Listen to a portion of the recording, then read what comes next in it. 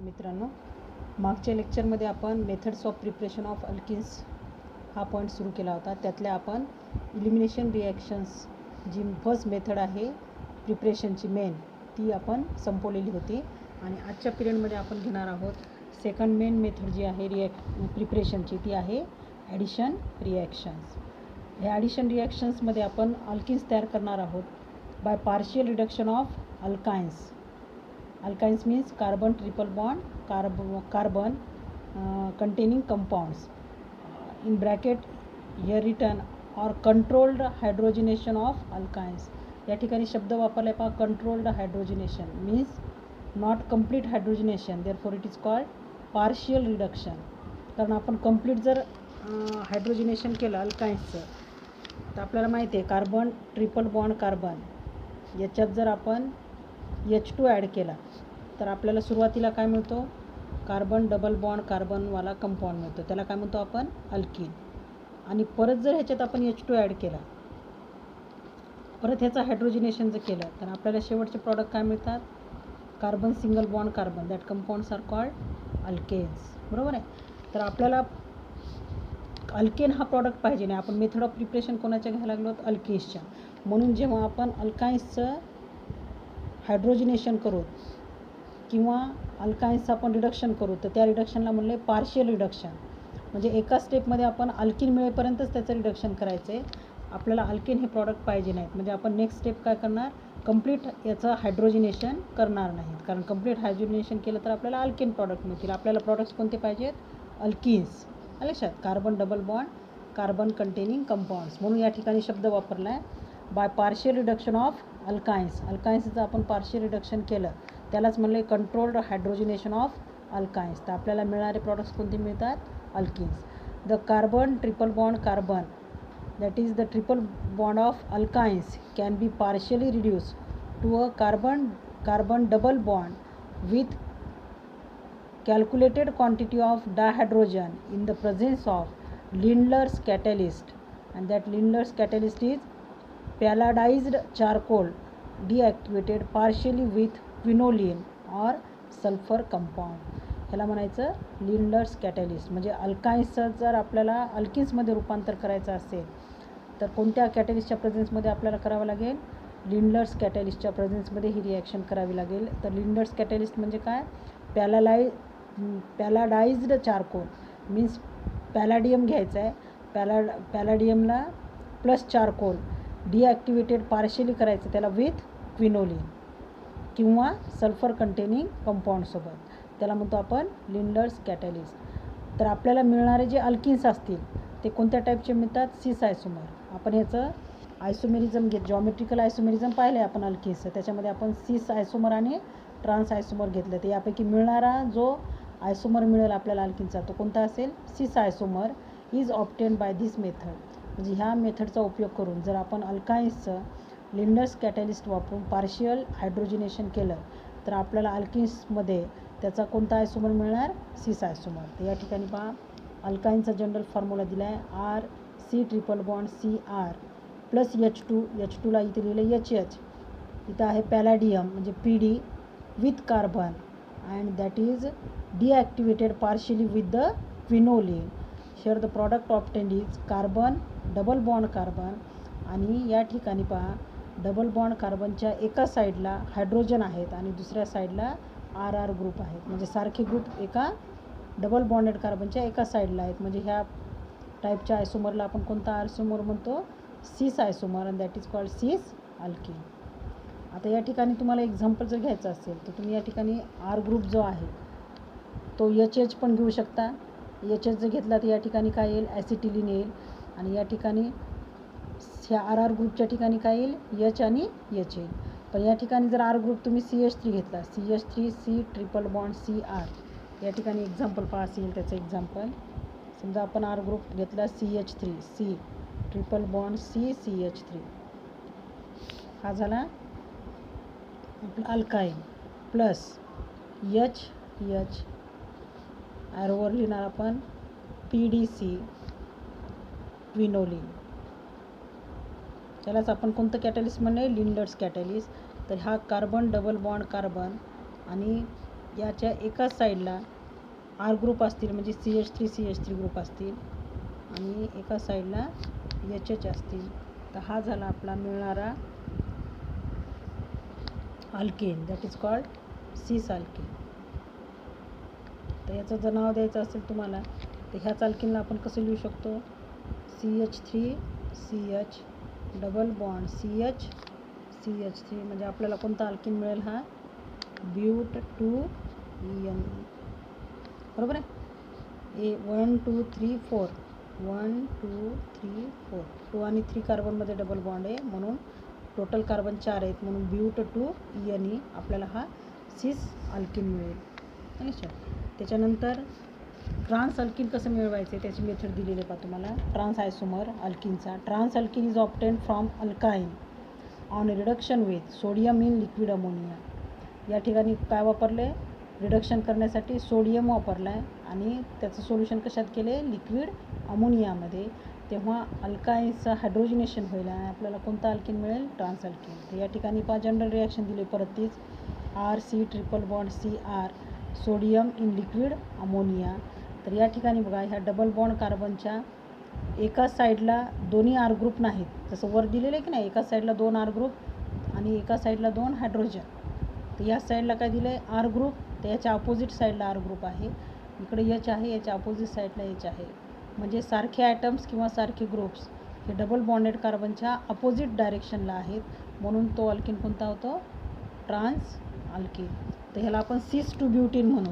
हे जे एक्झाम्पल घेतले ना आपण, त्याला आपण काय म्हणायचं, सिस टू ब्युटीन. आणि हे जे या ठिकाणी समजा तुम्ही CH3 ग्रुप घेतले, तर या ठिकाणी येईल CH3CH डबल बॉन्ड CH3.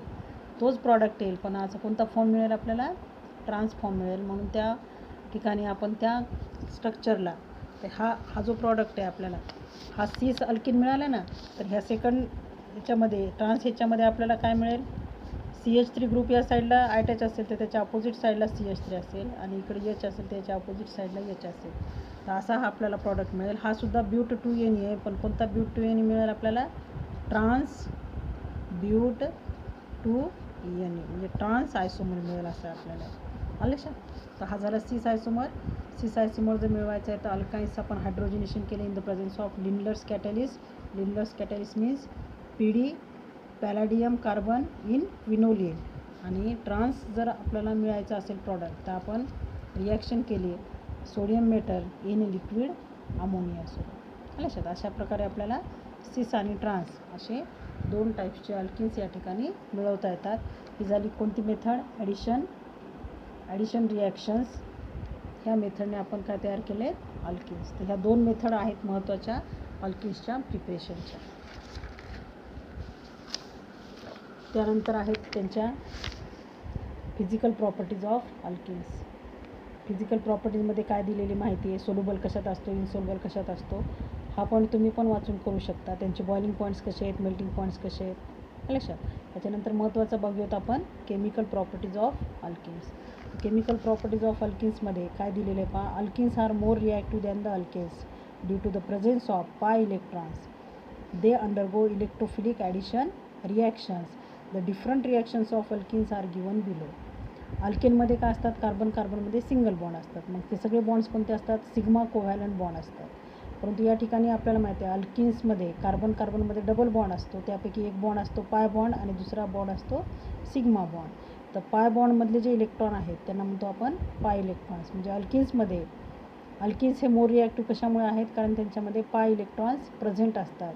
आणि डबल बॉन्ड कार्बनमध्ये डबल बॉन्ड असल्यामुळे तिथं कोणत्या रिॲक्शन्स होतात, ॲडिशन रिॲक्शन्स. तर त्याच्यामध्ये आपण पहिली रिॲक्शन घेऊयात, ॲडिशन ऑफ डायहायड्रोजन म्हणजे H2. त्याच रिॲक्शनला म्हणतो आपण, ॲडिशन जर H2चं केलं आपण डायहायड्रोजनचं, त्याच रिॲक्शनला म्हणतो हायड्रोजिनेशन ऑफ अल्किन्स. तर या ठिकाणी आपण या मेथडला आपण असे म्हणू शकतो, ॲडिशन ऑफ डायहायड्रोजन किंवा हायड्रोजिनेशन ऑफ अल्किन्स, किंवा त्यालाच म्हणू आपण डायहायड्रोजनचं जर ॲडिशन केलं तर आपल्याला कार्बन डबल बॉन्ड कार्बनचं रूपांतर कार्बन सिंगल बॉन्ड कार्बनमध्ये होईल, की ह्याच मेथडला म्हणू शकतो आपण प्रिपरेशन ऑफ अल्केन्स. तर तुम्हाला अल्केन्स चॅप्टरमध्ये ही रिॲक्शन दिलेली आहे. इथं सेक्शन चुकलं आहे बघा, 15.14 ह्या सेक्शनमध्ये नाही हा, तर 15.1.3 पेज नंबर 200 235वर ही रिॲक्शन आहे. तर ह्या पेज नंबर 235वरची रिॲक्शनच आपल्याला इथं रेफर करायची आहे. बघा ती रिॲक्शन अशी बघा. अनसॅच्युरेटेड हायड्रोकार्बनपासून आपण अल्किन्सचं प्रिपरेशन केलं होतं का. या ठिकाणी फ्रॉम अल्किन्स आणि अल्काइन्स. तर आपल्याला फक्त अल्किन्स घ्यायचे कारण आपण रिॲक्शन कोणाच्या घ्यायला लागलो होतं अल्किन्सच्या. तर हे इथिलीन सोबत H2ची जर आपण रिॲक्शन केली in the presence of platinum or palladium catalyst at room temperature किंवा निकेल कॅटॅलिस्ट जर आपण वापरला तर हायर टेम्परेचरला आपल्याला रिॲक्शन करावी लागते. तर हा H आणि HHचे दोन आयटम्स आहेत ना त्या कार्बन कार्बन डबल बॉन्डच्या ठिकाणी ते ॲड होतील आणि डबल बॉन्डचं रूपांतर होईल सिंगल बॉन्डमध्ये म्हणजे आपल्याला मिळेल इथेन.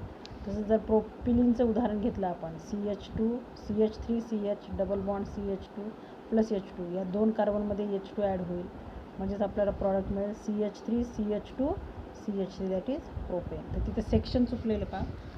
हा सेक्शन कोणता आहे 15.1.3मध्ये मेथड्स ऑफ प्रिपरेशन आहेत. बी नावाची मेथड्स ऑफ प्रिपरेशन आहे. त्यामध्ये पहिली मेथड आहे from unsaturated hydrocarbons. Page number 235वर ही रिॲक्शन दिली. तर त्या ठिकाणी ती रिॲक्शन दिलेली नाही तर तुम्ही ती काय करायची ही रिॲक्शन रेफर करायची. त्याच्यानंतर आहे सेकंड ॲडिशन रिॲक्शन कोणती अल्किन्सची ती आहे ॲडिशन ऑफ हॅलोजन्स. त्याच रिॲक्शनला म्हणतो आपण हॅलोजिनेशन ऑफ अल्किन्स. त्याच्यामध्ये Cl2 जर ॲड होत असेल तर त्याला म्हणतो आपण क्लोरिनेशन. Br2 ॲड होत असेल तर ब्रोमिनेशन आणि I2 जर ॲडिशन होत असेल तर आयोडिनेशन. म्हणजे जो हॅलोजन ॲड होईल त्याच्यानुसार आपण त्यांना नावे द्यायची. Alkenes are converted into the corresponding vicinal dihalides by addition of halogens. तर प्रॉडक्ट्स कोणते मिळतात आपल्याला व्हिसिनल डायहॅलाइड्स हे प्रॉडक्ट्स मिळतात. तर या ठिकाणी X2 म्हणून आपण काय काय घेतले बघा Cl2 किंवा Br2 म्हणजे क्लोरीन घ्यायचा किंवा ब्रोमिन घ्यायचा.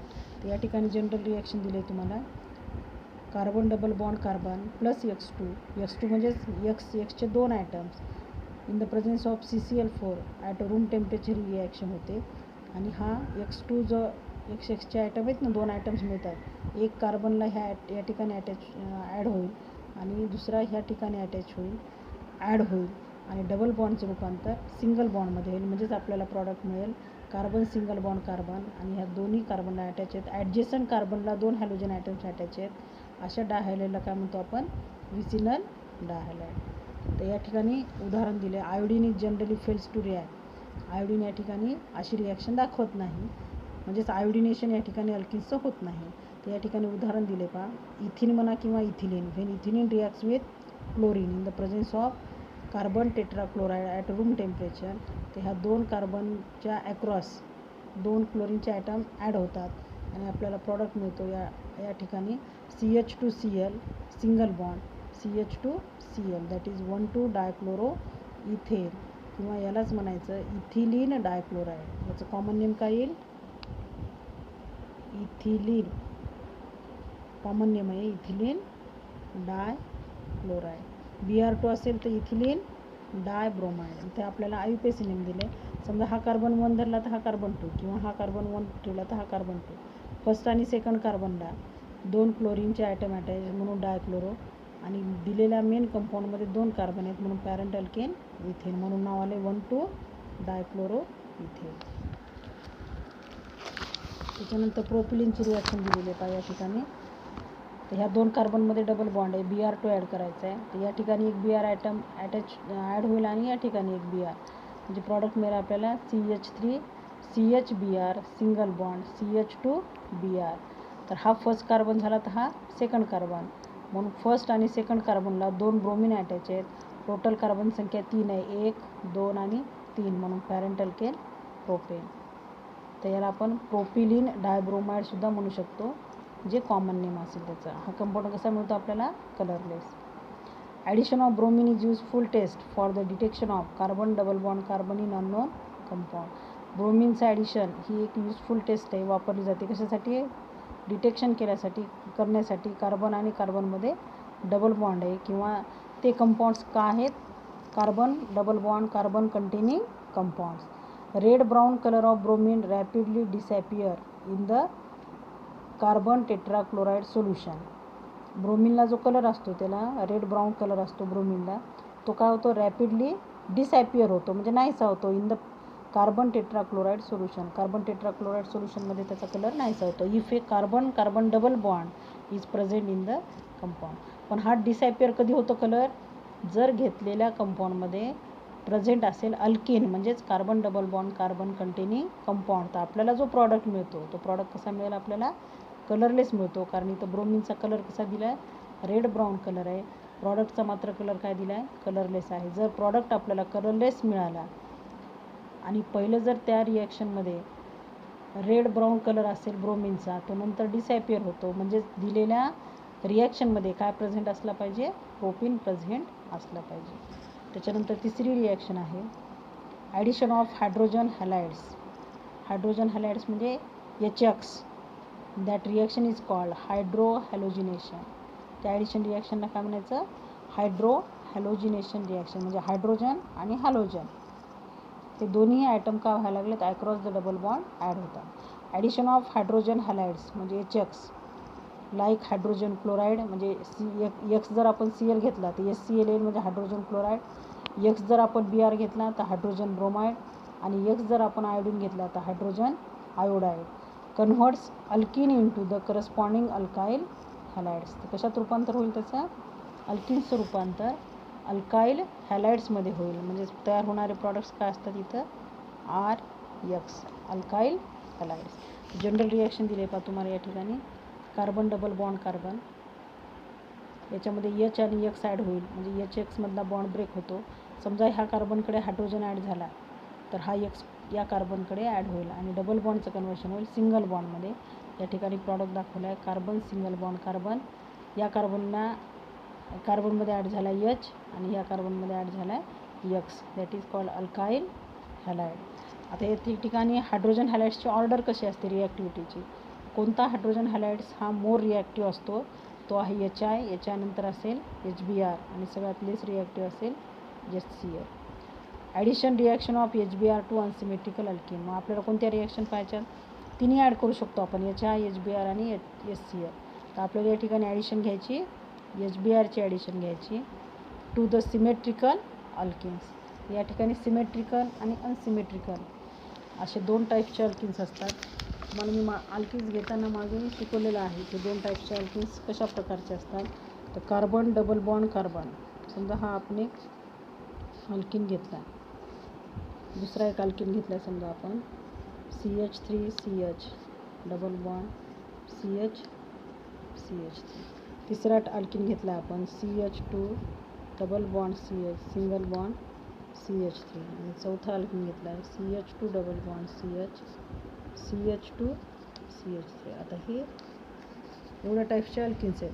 तर या ठिकाणी समजा डबल बॉन्डच्या ठिकाणून आपण हा अल्किन जर मधला बॉन्ड ब्रेक केला तर या साईडला एक कार्बन आहे, या साईडला एक कार्बन आहे. या कार्बनला अटॅच इकडे 2 हायड्रोजन आहे, इकडे पण 2 हायड्रोजन अटॅच आहे. म्हणजे जिथून कार्बनमध्ये डबल बॉन्ड आहे तो जर बॉन्ड ब्रेक केला, दोन्ही साईडला सारखे ॲटम्स किंवा ग्रुप शिल्लक आहेत. म्हणून हा कोणता अल्किन आहे? Symmetrical alkene. सिमेट्री आहे त्यामध्ये, बरोबर आहे. आता हा पण एक अल्किन आहे CH3CH double bond CH single bond CH3. इथून जर आपण हा डबल बॉन्ड ब्रेक केला तर दोन्ही साईडला उरणाऱ्या ॲटमची किंवा ग्रुपची संख्या कशी आहे? सेम आहे. इथे CH आहे, CH आहे, CH3 आहे, CH3 आहे. म्हणून हे सुद्धा एक्झाम्पल कशाचं असेल? Symmetrical alkenes. पण हे नंतरचे जे दोन एक्झाम्पल घेतलेत आपण या ठिकाणी इथून जर आपण हा डबल बॉन्ड ब्रेक केला, या लेफ्ट साईडला एक कार्बन आहे, राईट साईडला मात्र 2 कार्बन आहेत. इकडे 2 हायड्रोजन आहेत, इकडे मात्र 4 हायड्रोजन आहेत. मग इथं ब्रेकिंग सिमेट्रिकली होते का? ब्रेकिंग सिमेट्रिकली होत नाही. म्हणजे तिथं ब्रेकिंग कशी झाली? Unsymmetrical breaking. Therefore that alkene is called unsymmetrical alkene. त्याच्यानंतर हा एक एक्झाम्पल आहे ब्यूट 1ENचं. वरचं होतं आपण but 2ENE. That is the symmetrical alkene. But 1ENE. इथून जर आपण डबल बॉन्ड ब्रेक केला, इकडे एक कार्बन आहे, इकडे 3 कार्बन आहेत, इकडे 2 हायड्रोजन आहेत, इकडे 3 आणि 2 5 आणि 1 6 हायड्रोजन आहेत. म्हणजे हा सुद्धा कशाचं उदाहरण आहे? अनसिमेट्रिकल अल्किन्सचे उदाहरण आहेत खालचे 2 आणि वरचं उदाहरण आहे, वरचे 2 उदाहरण आहेत सिमेट्रिकल अल्किन्स. तर या ठिकाणी ॲडिशन जेव्हा आपण HXची ॲडिशन करतो, बरोबर आहे, सिमेट्रिकल अल्किन आणि अनसिमेट्रिकल अल्किन. तर इथं ॲडिशन केल्यानंतर कुठेही तुम्ही H ॲड करा आणि X ॲड करा, इकडे एच ॲड केला आणि इकडे एक्स ॲड केला तरी तोच प्रॉडक्ट मिळणार, किंवा इकडे एच ॲड केला आणि इकडे एक्स ॲड केला, इथं एच ॲड करा इथं एक्स ॲड करा, किंवा इथं एच ॲड करा इथं एक्स ॲड करा. ॲडिशन कशा प्रकारे केली, डबल बॉन्डचं रूपांतर सिंगल बॉन्डमध्ये होईल आणि आपल्याला एकच प्रॉडक्ट मिळेल.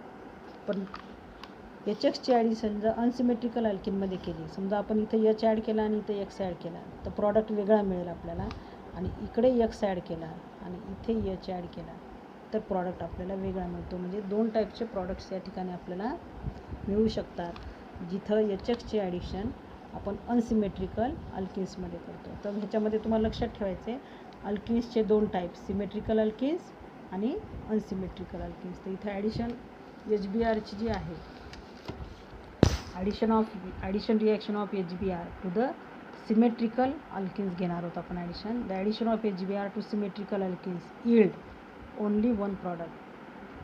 म्हणजे HBrची ॲडिशन आपण सिमेट्रिकल अल्किन्सवर केली तर आपल्याला फक्त आणि फक्त एकच प्रॉडक्ट मिळेल. तर या ठिकाणी पहा CH2 double bond CH2 plus HBr. हा रिएजंटसुद्धा ज्याची ॲडिशन करायला तो रिएजंटसुद्धा अनसिमेट्रिकल आहे, हा रिएजंट आहे. इथून जर आपण हा बॉन्ड ब्रेक केला एच आणि BR मधला, या साईडला BR आहे या साईडला एच आहे, म्हणजे हा ज्या रिएजंटची आपण ॲडिशन करायला लागलो तो रिएजंटसुद्धा कसा आहे, अनसिमेट्रिकल रिएजंट आहे, बरोबर आहे. पण त्या अनसिमेट्रिकल रिएजंटची ॲडिशन सिमेट्रिकल अल्किनवर जर आपण केली तर आपल्याला फक्त आणि फक्त एकच टाईपचा प्रॉडक्ट मिळेल. बघा आता इथं एच गेला तर CH2चं रूपांतर कशात झाले, CH3मध्ये, आणि ह्या CH2कडे या कार्बनकडे कोण अटॅच झाला आहे, BR, त्याचं रूपांतर झाले CH2 BRमध्ये, आणि डबल बॉन्डचं कन्व्हर्शन झाले सिंगल बॉन्डमध्ये. त्याला म्हणतो आपण ब्रोमो इथेन किंवा इथाईल ब्रोमाइड, हे त्याचं कॉमन नेम असेल. आता या ठिकाणी एच आणि या ठिकाणी BR ॲड केला, समजा आपण एच इथे ॲड केला आणि BR या ठिकाणी ॲड केला तर काय येईल product, CH2 BR single bond CH3. Product तोच आहे, प्रॉडक्ट चेंज झालेलं नाही, त्याचं नावसुद्धा तेच येईल, ब्रोमो इथेन किंवा इथाईल ब्रोमाइड.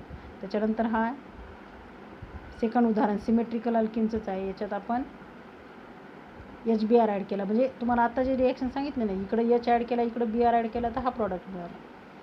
या ठिकाणी BR ॲड करा आणि इथं एच ॲड करा तर हा प्रॉडक्ट मिळाला. प्रॉडक्टमध्ये बदल आहे का काही पहा, CH3 CH2 BR किंवा CH3 CH2 BR. हा पण ब्रोमो इथेनच आहे, हा सुद्धा ब्रोमो इथेनच आहे. म्हणजे थोडक्यात सांगायचे काय, कोण डबल बॉन्ड कंटेनिंग कार्बनमध्ये कोणत्याही कार्बनला तुम्ही एच आणि BR अटॅच जरी केला सिमेट्रिकल अल्किन्समध्ये तर HBrची ॲडिशन जेव्हा सिमेट्रिकल अल्किन्समध्ये होईल त्यावेळी आपल्याला फक्त आणि फक्त एकच प्रॉडक्ट मिळेल, आणि तो प्रॉडक्ट या ठिकाणी दिलेला आहे, ब्रोमो इथेन किंवा इथाईल ब्रोमाइड. पण समजा ही ॲडिशन आपण reaction of HBr to the unsymmetrical अल्किन्समध्ये जर ही ॲडिशन रिॲक्शन केली तर आपल्याला दोन टाईप्सचे प्रॉडक्ट मिळतात. Addition of HBr to unsymmetrical alkenes yield 2 isobaric product, दोन प्रॉडक्ट मिळतील. तर या ठिकाणी CH3 एक्झाम्पल दिलेले पहा, CH3 single bond CH double bond CH. तर या ठिकाणी हा अल्किन कोणता आहे, अनसिमेट्रिकल अल्किन. अनसिमेट्रिकल अल्किनमध्ये जेव्हा अनसिमेट्रिकल रिएजंटची ॲडिशन होते तेव्हा आपल्याला दोन प्रॉडक्ट मिळतील. तर एमध्ये दिलेले पहा CH3 single bond CH2 single bond CH2 BR. तर ही ॲडिशन कशी होते, ह्या across the double bond HBr जो आहे एच आणि BR मधला बॉन्ड ब्रेक होईल, या कार्बनकडे जाईल एच, या कार्बनकडे जाईल BR, तर आपल्याला प्रॉडक्ट मिळाला आहे 1 bromo propane, that is the minor product. नंतर B ह्या रिॲक्शनमध्ये आता या कार्बनकडे आपण एच पाठवलं होतं, इथं काय ॲड करायचं आहे, आता BR ॲड करायचं आहे आणि इथं एच ॲड करायचं आहे. तर प्रॉडक्ट मिळेल आपल्याला CH3 CH BR CH3, that is the 2 bromo propane किंवा सेकंडरी प्रोपाइल ब्रोमाइड म्हणतो आपण याला, that is the major product but this is the minor product. Experimentally it has been found that 2-bromopropane is the major product. Russian chemist that is called Markovnikov studied hydrohalogenation of a number of an unsymmetrical alkenes and formulated a general rule in 1869 as follows, and that general rule is called Markovnikov's rule. तर तुम्हाला पुढच्या वर्षीच्या पेपरमध्ये सुद्धा 12वीच्या सिलेबसमध्ये सुद्धा हा मार्कोनिकोस rule आहे.